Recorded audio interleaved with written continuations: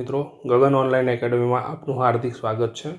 તો આપણે સ્ટાન્ડર્ડ ગણિત જે છે એનું વિકાસ એસાઇનમેન્ટ જે છે આપણું એનું જે પ્રશ્ન એટલે કે પ્રશ્ન એક જે છે વિભાગ એ બરાબર છે એનો ચોથો પોર્શન આવ્યા છે, જેમાં એક વાક્ય શબ્દ અને અંકમાં આપણે જવાબ આપવાનો છે। તો મોડું ન કરતાં શરૂ કરીએ પ્રકરણ એકના દાખલા, જેની અંદર આપણને એવું કીધું છે પહેલો પ્રશ્ન 180 અને 405 બંનેને નિશેષ ભાગી શકે તેવો મોટામાં મોટો પૂર્ણાંક શોધો। જો મોટામાં મોટો પૂર્ણાંક કે મિત્રો તો ગુસા શોધવાનો, નાનામાં નાનો પૂર્ણાંક કે તો લસા શોધવાનો રહેશે, એટલું તમારા મગજમાં ફિટ કરી નાખવાનું। તો સર્વપ્રથમ આપણે 180ના અવયવ પાડીશું અવિભાજ્ય। તો 2 90 દુ 180, 2 45 દુ 90 બરાબર છે। 3 15 તરી 45, 3 3 પંચા 15। એ જ પ્રમાણે 405ની વાત કરીએ મિત્રો તો 3 જ ભાગીશું, તો 3 3 એકા 3 આવશે એટલે એક શેષ વધી 3 તરી 9 બરાબર છે। જોઈતા હતા 10 આવ્યા 9, એક વધે 3 પંચા 15। ફરીથી 3 કરીશું તો 3 3 3 3 ચોક 12 આવશે બરાબર છે ને, એક વધશે એટલે 15, 3 પંચા 15 તો 45 આવી ગયું એટલે બેક ટુ એમને એમ જ થશે 3 15 3 5 બરાબર છે। તો જો મિત્રો બંનેમાં આપણે મેં હમણાં જ કીધું તમને ગુસા શોધવાનો છે, તો ગુસા એટલે બંનેમાં સરખું એ રીતે, તો એકવાર 3 બીજી વાર 3, એકવાર 3 બીજી વાર 3, એકવાર 5 અને એકવાર 5 એ આપણો શું થશે ગુસા। તો મહત્તમ પૂર્ણાંક એટલે ગુસા કયો હશે અને ગુસા એટલે આપણે શું કરવું પડશે, જે આપણને સરખું મળ્યું એ લખી નાખીશું 3 × 3 × 5, તો 3 તરી 9, 9 પંચા 45। તો આપણને મોટામાં મોટો જે પૂર્ણાંક છે એ શું આવશે 45, કે જેના વડે બંનેને ભાગી શકાશે। તો હવે ખ્યાલ આવી ગયો કે નહીં, મને એવું કહો, હવે ખ્યાલ આવી ગયો ને? તો હવે એ મને એવું કહો, નાનામાં નાનો પૂર્ણાંક શોધવાનો એટલે લસા શોધવાનો, સેમ ટુ સેમ નાનામાં નાનો પૂર્ણાંક એટલે લસા શોધવાનો બરાબર છે। તો બીજા નંબરમાં આપણે કરીશું 20, 20 એટલે 2 દાન 20, 2 પંચા 10, 45 કરીશું।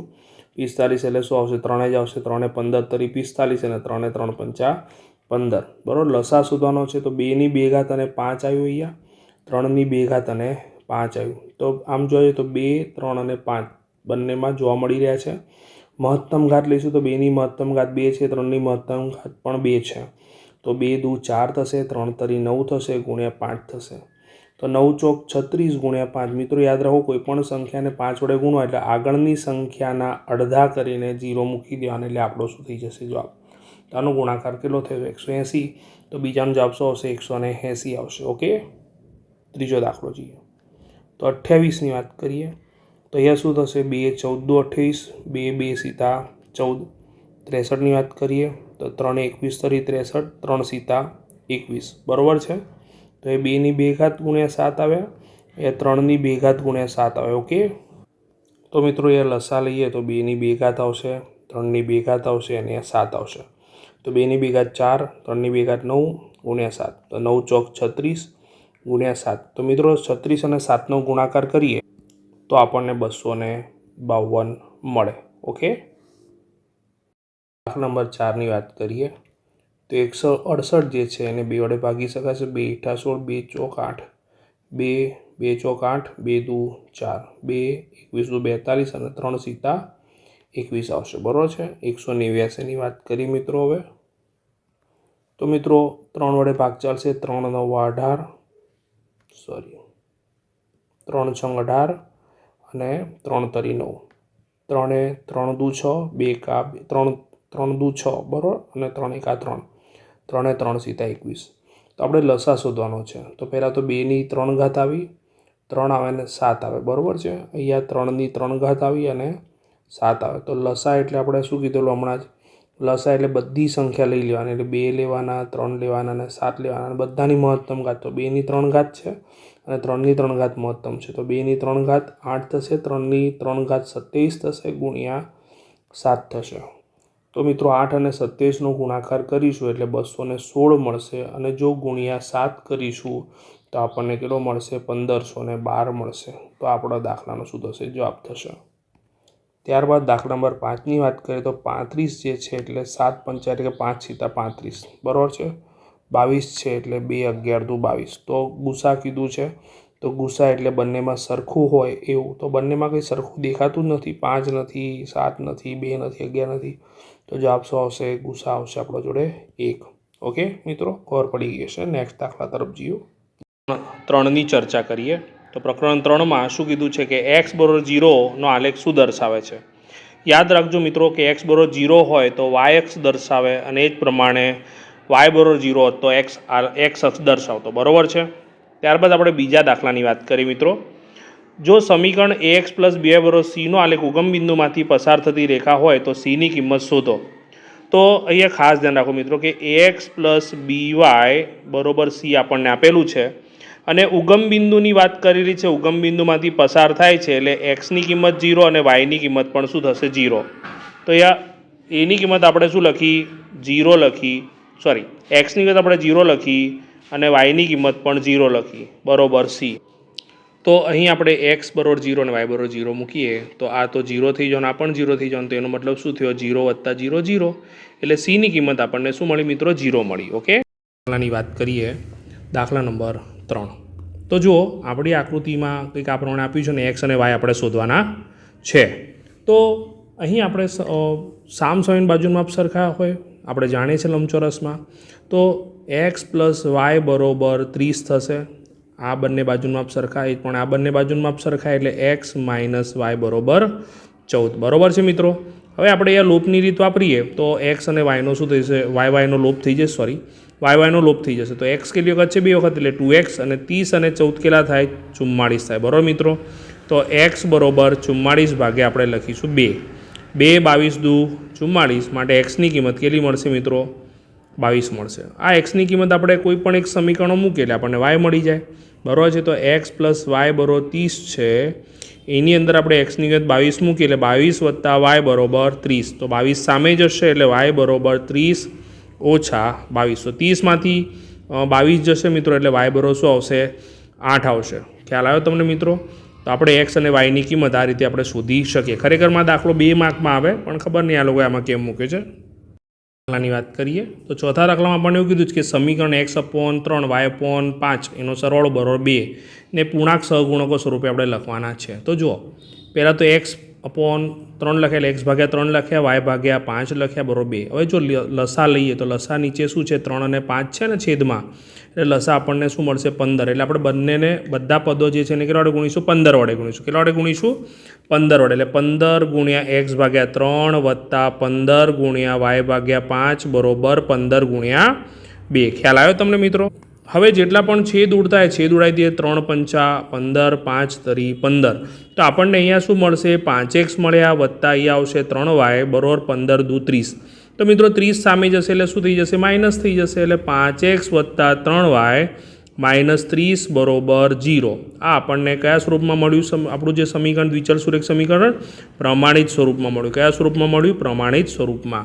પાંચમા દાખલાની વાત કરીએ મિત્રો. તો 5 અને 2 આ બંને સમીકરણ છે એના સામાન્ય ઉકેલ છે કે નહીં? તો આપણે લઈએ ડાબી બાજુ પહેલા સમીકરણમાં. તો પહેલા સમીકરણમાં 3x - 2y લખ્યા, xની જગ્યાએ લખ્યા 5 અને 2yની જગ્યાએ લખ્યા 2. તો 5 તરી 15 ઓછા 4, 2 દુ 4 એટલે અહીંયા 11. તો પહેલામાં તો છે ઉકેલ, બરાબર છે. જમણી બાજુ મળી ગયું આપણને. તો બીજું સમીકરણ જોઈએ, ડાબી બાજુ કરીએ. 7x વત્તા 3y બરોબર 41. તો તમે સમજી શકો, સોરી 41 નહીં લખીએ આપણે, કિંમત મૂકવાની છે એટલે.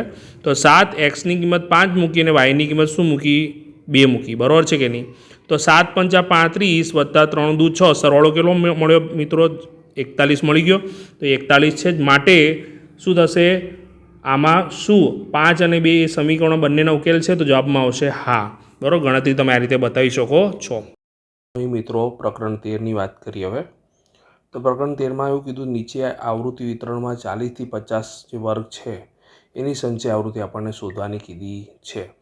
તો જુઓ મિત્રો અહીંયા 40 થી 50નો વર્ગ તો પ્રથમ વર્ગ જ છે, તો પછી આમાં કોઈ વધારે મહેનત કરવાની રહે નહીં. તો જે આવૃત્તિ છે જેની સંચય આવૃત્તિ થાય તો આપણો જવાબ કેટલો આવશે? 10 આવશે, બરાબર છે. જો ગણતરી કરીને આપણને કરવાનું કીધું હોત અને 60 થી 70ની પૂછી હોત તો આપણે સરવાળો કરીને આગળ વધીને પછી એની સંચય આવૃત્તિ શોધવી પડત. નેક્સ્ટ દાખલા તરફ જઈએ. તો દાખલા નંબર 2ની વાત કરીએ મિત્રો. તો n પ્રાકૃતિક સંખ્યાઓનો મધ્યક આપણને 5n/9 આપેલો હોય તો n શોધો. તો આપણે જાણીએ છીએ x બારનું સૂત્ર શું છે? σxi/n. તો જુઓ આપણને મધ્યક આપેલો છે 5n/9 એટલે x બારની જગ્યાએ મેં 5n/9 લખ્યું. મિત્રો આપણે જાણીએ છીએ કે n પ્રાકૃતિક સંખ્યાઓ જે છે એનો સરવાળો શું થાય? ચેપ્ટર નંબર 5 યાદ કરીએ તો n કૌંસમાં n+1/2 બરાબર છે, છેદમાં n તો છે જ. અહીંયા આપણે જો આ n અને n ઉડાવી દઈએ બરાબર છે, તો હવે આપણે જોડે શું હશે 5n/9 અને n+1/2 લખ્યા. આ બે સામે ગુણાશે એટલે 10n થશે. આ 9 સામે ગુણાશે એટલે 9n+9 થઈ જશે. બંને જોડે ગુણાય ને, 9 આના જોડે ગુણાય, આના જોડે પણ ગુણાય. 9n સામે જશે એટલે શું થશે 10n - 9n બરાબર 9. 10nમાંથી 9n જશે એટલે 1n વધશે એટલે n બરાબર 9. તો ખબર પડી મિત્રો, દાખલાનો જવાબ કેટલો આવશે 9 આવશે. ત્યારબાદનો ત્રીજો દાખલો જોઈએ એમાં જ. તો 25 અવલોકનો છે એનો મધ્યક 12 છે, બીજા 15 અવલોકનો છે એનો મધ્યક 20 છે, તો બધા જ 40 અવલોકનો મધ્યક શોધો. તો જ્યારે આવું જવાબ આવે ને મિત્રો, તો તમારે શું કરવાનું ધ્યાન રાખજો. n1 પહેલાંના જે અવલોકનો જે છે 25 છે એને n1 આપીશું, ત્યારે આપણે x1 12 લઈશું, એનો જવાબ આપણા જોડે શું છે 12 છે. એ જ પ્રમાણે n2 મારા જોડે કેટલા છે, યસ n2 મારા જોડે કેટલા છે 15 અવલોકનો છે, એનો મધ્યક x2 12 મારા જોડે 20 છે. આ મિશ્ર મધ્યકનું સૂત્ર છે. તો આપણે લખીએ x બાર બરાબર, x બાર એ મિશ્ર મધ્યક છે, n1 x1 12 plus n2 x2 12 છેદમાં n1 પ્લસ n2. આ રીતે કરીશું આપણે, બરાબર છે મિત્રો, ખ્યાલ આવી ગયો હશે તમને. n1ની કિંમત આપણા જો કેટલી છે 25 ગુણ્યા 12 બરાબર છે, વત્તા x1 12ની કિંમત મૂકી, n2ની કિંમત 15 ગુણ્યા એ કેટલા આવ્યા 20 આવ્યા, x2 12 20 છે, છેદમાં પહેલાં n1 કેટલા છે 25 છે અને પછી n2 કેટલા છે 15 છે. ખ્યાલ આવી ગયો. હવે મિત્રો 25 અને 12નો ગુણાકાર કરીશું તો કેટલા આવશે 300 આવશે બરાબર છે, અને 15 અને 20નો ગુણાકાર કરીશું એટલે 15 દુ 30 એટલે એ પણ 300 આવશે, છેદમાં 25 અને 15નો સરવાળો કરીશું તો કેટલો થશે 40 થશે. આ બંનેનો સરવાળો કેટલો થશે 300 ને 300 600 થશે અને છેદમાં 40 આવશે. 0 0 ઉડી ગયા મિત્રો. 15 ચોક 60 એટલે આપણને 40 અવલોકનોનો મધ્યક કેટલો મળ્યો 15 મળ્યો. ઓકે બેટા, નેક્સ્ટ દાખલા તરફ જઈશું.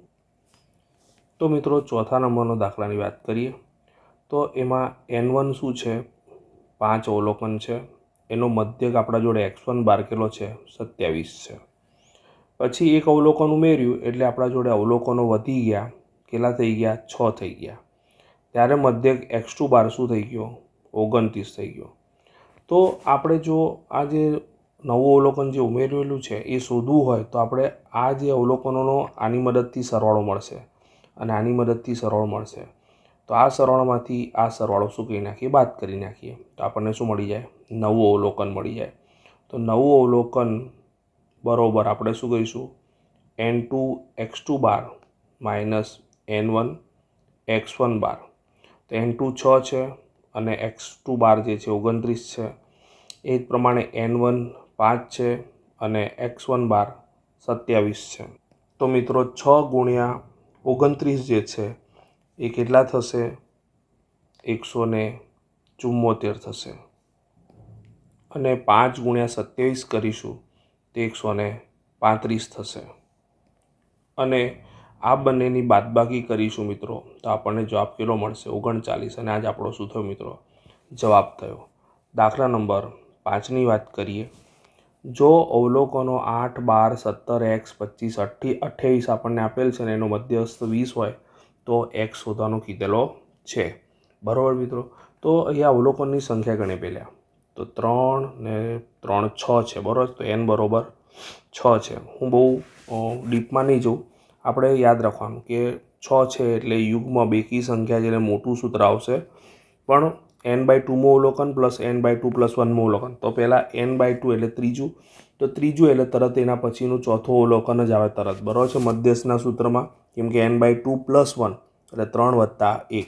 તો આપણે સીધું જ લખીશું મધ્યસ્થ m બરાબર ત્રીજું અવલોકન વત્તા ચોથું અવલોકન. ખબર પડી તમને મિત્રો મેં શું કર્યું? યસ, ભાગ્યા 2. હવે mની કિંમત કેટલી છે મારી જોડે 20 છે તો મેં 20 લખ્યા, આ બે સામે આવી ગયા બરાબર. ત્રીજું અવલોકન જે છે 17 છે અને ચોથું અવલોકન શું છે ત્રીજું અવલોકન 17 છે અને ચોથું અવલોકન શું છે? એક્સ છે. તો 17 વત્તા એક્સ, તો 20 દુ કેટલા થશે? 40 થશે. 17 વત્તા એક્સ લખ્યા, 17 સામે જશે એટલે 40 માઇનસ 17 બરોબર એક્સ, માટે એક્સ બરોબર કેટલા આવશે? 23 આવશે. ખબર પડી મિત્રો? નેક્સ્ટ દાખલાઓ તરફ જઈએ. તો મિત્રો દાખલા નંબર પ્રકરણ નંબર 14 જે છે એના પહેલા દાખલાની વાત કરીએ. તો જ્યારે પણ આવો દાખલો આવે ને મિત્રો, તો જુઓ વિચાર કરો કે 50 ગુણની પરીક્ષામાં આહાનને 35 ગુણ મળે તેની સંભાવના કેટલી? તો જુઓ, પહેલાં તો જુઓ 0થી લઈને 50 સુધી ગુણ આવી શકે. આપણે જનરલી શું 50 ગુણ છે એટલે 0થી લઈને 50 જગ્યાએ 1થી 50 જ ગણીએ, પણ 0 પણ આવી શકે ને. એટલે ટોટલ જો સંખ્યા વિચારીએ તો 51 સંખ્યાઓ થાય. એમાં એને 35 ગુણ મળે તો 35 ગુણ એટલે એક સંખ્યા થઈ. ભાઈ 35 ગુણ, આમાંની એક સંખ્યા કઈ થઈ? 35 થઈ. એટલે આ શું થયું? એક સંખ્યા થઈ. તો આપણી ઘટના છે એના સાનુકૂળ પરિણામો 1 છે અને કુલ પરિણામો કેટલા છે? 51 છે. જો અહીંયા 80 ગુણની પરીક્ષા હોત ને 35 હોત તો જવાબ 1/81 હોત, પણ આપણે અહીંયા 80 ગુણ નથી પૂછ્યું, આપણને 50 ગુણ પૂછ્યું છે એટલે આપણો જવાબ કેટલો આવશે? 1/51. પછી બીજા નંબરનો દાખલો મિત્રો. તો બીજા નંબરના દાખલામાં જો યાદ રાખજો, 1થી લઈને 100 સુધીની સંખ્યા એટલે કુલ સંખ્યા કેટલી થઈ? 100 થઈ. બરાબર છે. હવે એમાં આપણને એવું કીધું છે કે એક સંખ્યા શું થાય? એક સંખ્યા અવિભાજ્ય હોય. શું હોય? અવિભાજ્ય. તો ખાસ યાદ રાખજો, 1થી લઈને 100 જે સંખ્યાઓ છે ને એમાં 25 અવિભાજ્ય છે. માઇન્ડમાં ફિટ કરી નાખજો મિત્ર. 25 અવિભાજ્ય સંખ્યા છે. તો ઘટનાના પરિણામો 25 અને કુલ પરિણામો 100.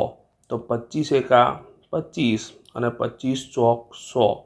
25 ઉડી જશે એટલે 1/4 આવશે. બરાબર છે. ત્રીજું, -5 એ પ્રાકૃતિક સંખ્યાના સમૂહનો સભ્યો તે ઘટનાની સંભાવના. તો પ્રાકૃતિક સંખ્યા તો ક્યાંથી શરૂ થાય છે? 1 2 3. તો આમાં તો ઋણ 5 આવે જ નહીં, તો આ અશક્ય ઘટના થઈ ગઈ. તો ત્રીજું અશક્ય ઘટના છે ને અશક્ય ઘટનાની સંભાવના શું થાય? 0. તો આપણે આ પ્રશ્નના જવાબમાં એવું લખવાનું કે -5 એ પ્રાકૃતિક સંખ્યાના સમૂહનો સભ્ય હોય તે ઘટનાની સંભાવના શું થાય? 0 થાય. દાખલા નંબર 2ની અંદર જવાબ શું આવશે? 1/4. દાખલા નંબર 1માં જવાબ આવશે 1/51. ખબર પડી ગઈ હશે મિત્રો તમને? આગળ વધીએ. દાખલા નંબર 4ની વાત કરીએ મિત્રો. તો P ઓફ A આપણને આપેલો છે અને P ઓફ A બાર આપેલો છે. તો આપણે જાણીએ છીએ કોઈ પણ ઘટનાની સંભાવના અને પૂરક ઘટનાની સંભાવનાનો સરવાળો કેટલો થાય? 1 થાય. બરાબર છે કે નહીં? હવે P ઓફ A x/3 મૂક્યા અને P ઓફ A બાર જે છે 2x/3 મૂક્યા. શું મૂક્યા? 7 મૂક્યા. આનો સરવાળો 1. હવે નીચે 3 અને 7 છે એટલે લસા કેટલો આવશે? યસ, લસા આપણા જોડે આવશે 21. એટલે બધા પદને કેટલા વડે ગુણવાને? 21 વડે ગુણીએ. કેટલા વડે ગુણીએ? 21 વડે. તો મેં અહીંયા બધાને 21 વડે ગુણ્યા. બધાને એટલે ડાબી અને જમણી બંને બાજુ ગુણવું પડે. આપણે ધોરણ 8માં આ દાખલા ભણી ચૂક્યા છીએ. તો 3 સીતા 21, 7 તરી 21. તો અહીંયા 7x આવ્યા વત્તા 3 દુ 6x થયા અહીંયા, બરાબર 21. માટે 7 અને 6 કેટલા થશે મિત્રો? 13x થશે, બરાબર 21. 13 છેદમાં જતા રહેશે એટલે x બરાબર 21/13 થશે. ખ્યાલ આવ્યો આપને કે નહીં? તો આ જ આપણા દાખલાનો શું થશે? જવાબ થશે, કારણ કે આપણને એક્સની કિંમત જ શોધવાની કીધી છે. દાખલા નંબર 5ની વાત કરીએ. તો 7P ઓફ A બરાબર આપણને 3P ઓફ A બાર આપેલ છે. બરાબર, આપણે શોધવાનું છે P ઓફ A. તો આપણે શું કરીશું? અહીંયા P ઓફ A જે છે A બાર જે છે એની જગ્યાએ કિંમત મૂકીશું. તો સૂત્ર આપણે જાણીએ જ છીએ કે 3(1 - P ઓફ A લખ્યા. ખબર પડી તમને? આપણું સૂત્ર છે ને આવ્યું ને, બરાબર, એના જેવું જ છે, પણ આપણે P ઓફ A બારની જગ્યાએ કિંમત મૂકી એટલે 1 - P ઓફ A થાય.